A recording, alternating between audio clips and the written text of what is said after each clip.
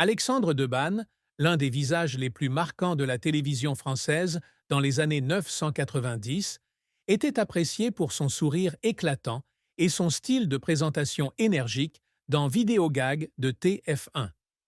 Né le 8 avril 1960 à Melun, une petite ville endormie près de Paris, il est passé du statut de passionné de radio à celui d'icône du dynamisme, non seulement à l'écran, mais aussi à travers des aventures comme Raid Amazon.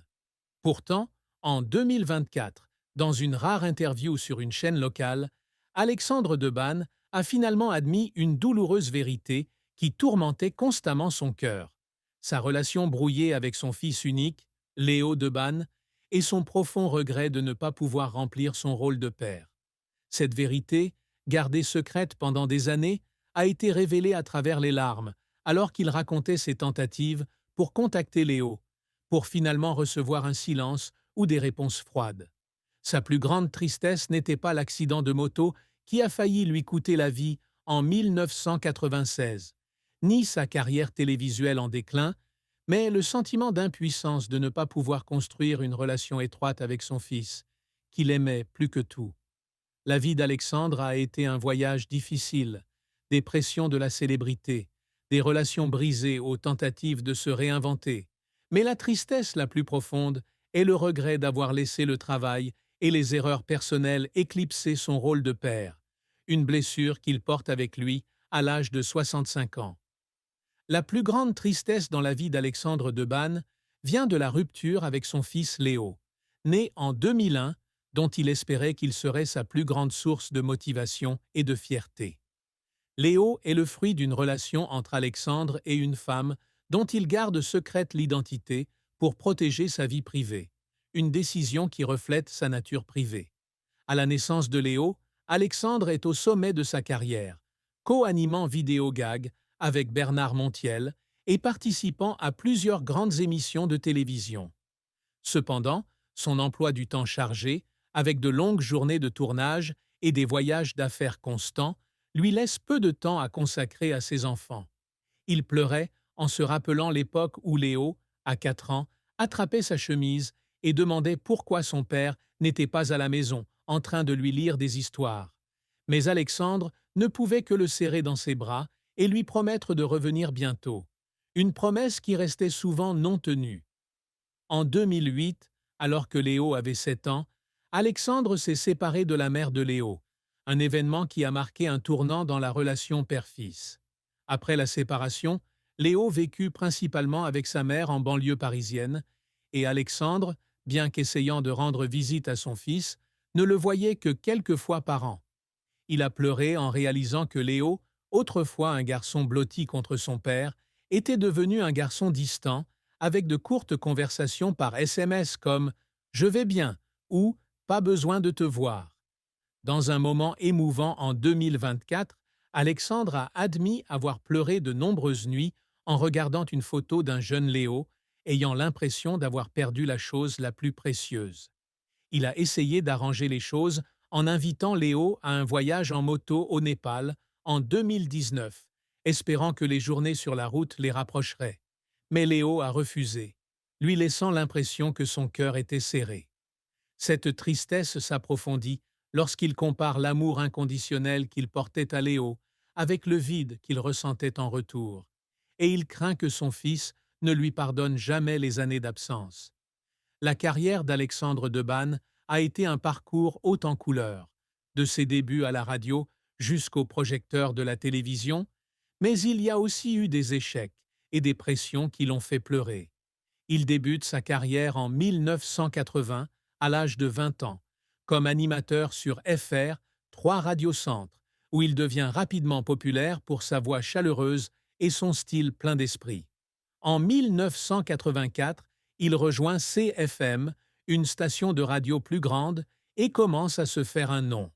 En 1990, il décroche son premier rôle lorsqu'il est choisi pour co-animer Vidéogag sur TF1, une émission humoristique présentant des vidéos hilarantes du monde entier.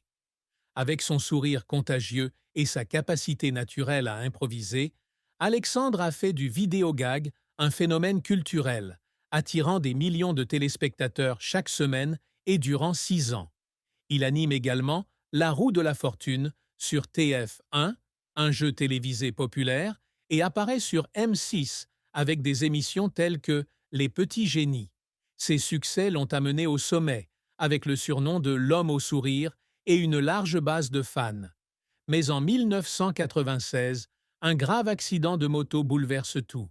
Il a souffert de plusieurs fractures, notamment du fémur et des côtes, et a été hospitalisé pendant des mois.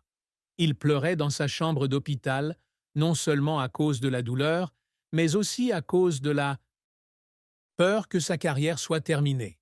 Après sa convalescence, il est revenu à la télévision, mais les projecteurs s'étaient estompés. Alexandre Delperrier l'a remplacé sur Vidéogag et il n'a pas pu reprendre son poste précédent.